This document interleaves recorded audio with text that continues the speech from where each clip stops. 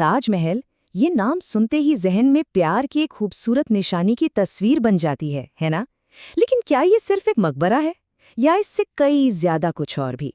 आज हम इसी संगमरमर की दीवारों में छिपी कहानियों और रहस्यों को जानेंगे। चलिए इसकी विशालता को ना कुछ आंकड़ों से समझते हैं। हर साल 60 लाख नहीं, 65 लाख से भी ज्यादा लोग यहाँ आते हैं। जरा सोचिए, ये संख्या कई छोटे छोटे देशों की कुल आबादी से भी ज्यादा है। इसी से पता चलता है कि ये भारत का सबसे लोकप्रिय टूरिस्ट स्पॉट क्यों है। और अगर बात करें इसकी कीमत की, तो क्या अंदाजा है? आज अगर इसे बनाया जाए ना, तो खर्च होंगे करीब करीब 53 अरब रुपए। मतलब इस लागत में तो कई मॉडर्न गगनचुंबी इमारतें खड़ी हो सकती हैं। तो ये सिर्फ एक इमारत नहीं है, ये तो एक पूरा खजाना है। और इस अजूबे को खड़ा किसने किया? कोई 1-2 हजार नहीं, पूरे 20,000 कारीगरों ने। उनकी जिंदगी का एक बहुत बड़ा हिस्सा इसमें लग गया। सोचकर देखिए, एक पूरी की पूरी पीढ़ी की कला और मेहनत सब कुछ इसी एक इमारत में समाई हुई है। तो ताजमहल की पहचान एक प्रेम कहानी से है, ये तो हम सब जानते हैं। लेकिन आज ना हम उस कहानी से थोड़ा परे जाएंगे और देखेंगे कि इंजीनियरिंग और कला का ये आखिर कैसा बेजोड़ नमूना है। इसे बनाने में 1-2 साल नहीं, पूरे 22 साल लगे।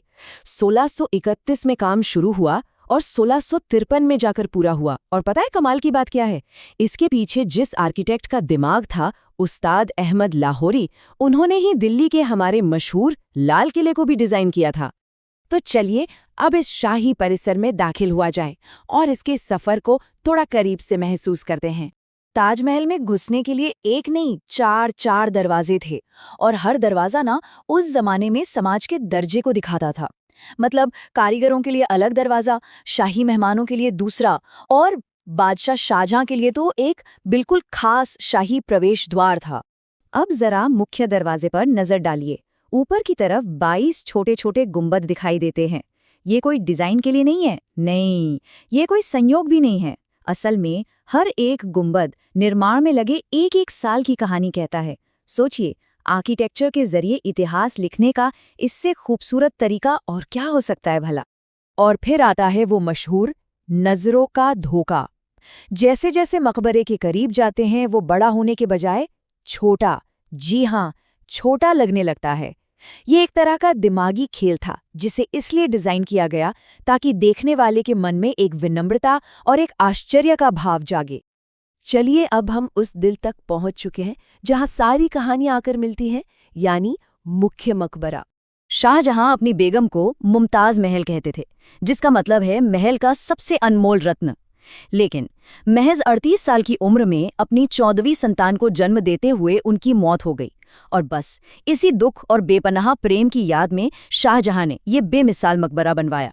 इसकी दीवारें सिर्फ संगमरमर की नहीं हैं, नहीं, इनमें 28 तरह के बेशकीमती पत्थर जड़े हुए हैं। और ये पत्थर आए कहाँ से? दुनिया के कोने कोने से। चीन से जेड, श्रीलंका से नीलम, अफगानिस्तान से लाजवर्द। आप कह सकते हैं कि ये उस दौर का एक ग्लोबल प्रोजेक्ट था। और सिर्फ पत्थर ही क्यों, इसे बनाने वाले हाथ भी तो दुनिया भर से आए थे। इसे ऐसे समझिए कि ये 17वीं सदी की एक सुपर टीम थी। संगमरमर तराशने वाले बुखारा से बुलाए गए, लिखावट के लिए सुलेखक ईरान से आए, और जड़ाई की जो कला है वो सिखाने वाले इटली से आए थे। कमाल है ना? लेकिन जहाँ इतनी खूबसूरती हो ना, वहाँ कुछ गहरे रहस्य और अनसुनी कहानियां भी छिपी होती हैं। एक कहानी जो सदियों से हम सब सुनते आ रहे हैं, वो तो रोंगटे खड़े कर देने वाली है।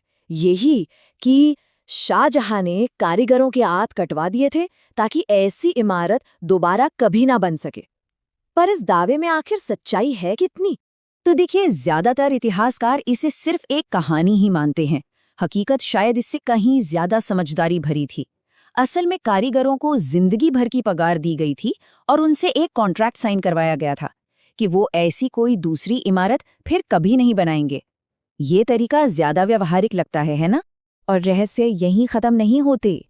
एक एक करके बताता हूँ। पहला, चारों मीनारें एकदम सीधी नहीं है, बल्कि हल्की सी बाहर की ओर झुकी हुई हैं। क्यों? ये एक सेफ्टी फीचर है, ताकि भूकंप आए तो वो बाहर की तरफ गिरे, मकबरे पर नहीं। दूसरा, एक कहानी काले ताजमहल की भी है जिसे शाहजहां अपने लिए बनवाना चाहते थे। और तीसरा, जो कब्रें ऊपर दिखाई देती हैं वो असल में नकली हैं, असली कब्रें तो नीचे एक तहखाने में हैं। एक ऐसा तहखाना जिसमें 22 कमरे दशकों से बंद पड़े हैं और आज तक कोई नहीं जानता कि उनके अंदर आखिर है क्या। सदियां गुजर गईं, लेकिन ताजमहल के लिए चुनौतियां और विवाद आज भी जिंदा हैं। इसने वक्त की बहुत मार झेली है। 1857 में ब्रिटिश सैनिकों ने इसके कीमती पत्थर लूट लिए। फिर विश्व युद्ध और 1965-70 की लड़ाइयों के दौरान इसे हवाई हमलों से बचाने के लिए बांस के ढांचे में छिपा दिया गया था। और आज ये प्रदूषण के खिलाफ एक खामोश लड़ाई लड़ रहा है जो इसके सफेद संगमरमर को धीरे धीरे पीला कर रहा है। अब आते हैं इसके शायद सबसे बड़े और सबसे हैरान कर देने वाले राज पर। वो है इसकी नींव। ये विशाल इमारत पत्थर पर नहीं बल्कि आबनूस और महोगनी जैसी खास लकड़ी के खंभों पर टिकी है। और इन लकड़ियों की ताकत का राज क्या है? नमी, जो इन्हें ठीक पास में बहती यमुना नदी से मिलती है। इसके इतिहास को लेकर एक बड़ा विवाद भी चलता है। एक पक्ष है पीएन ओक का, जिनका दावा था कि ये असल में तेजो महालय नाम का एक शिव मंदिर था। वहीं दूसरा पक्ष है भारतीय पुरातत्व सर्वेक्षण और ज्यादातर ऐतिहासिक रिकॉर्ड्स का, जो ये बताते हैं कि इसे शाहजहां ने ही बनवाया था और इसके मंदिर होने का कोई ठोस सबूत मौजूद नहीं है। और यहीं आकर सारी बातें एक दूसरे से जुड़ जाती हैं। हमने देखा कि ताजमहल की नींव को मजबूत रहने के लिए यमुना की नमी चाहिए, लेकिन आज यमुना का जलस्तर लगातार घट रहा है। तो आखिरी और सबसे बड़ा सवाल यही उठता है, क्या प्यार की ये अमर निशानी एक दिन अपनी ही नींव के सूख जाने से ढह जाएगी? ये एक ऐसा सवाल है जिस पर सोचना बहुत जरूरी है।